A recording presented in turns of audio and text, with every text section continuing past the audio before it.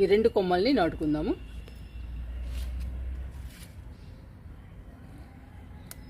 ఆకులన్నీ తీసేసుకోవాలండి అడుగు భాగంలో.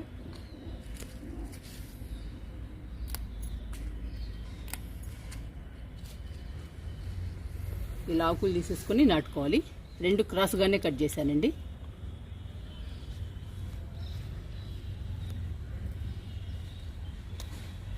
నేను చిన్న కుండీ తీసుకున్నాను. బాగా పెరిగిన తర్వాత పెద్ద కుండీలో మారుస్తానండి.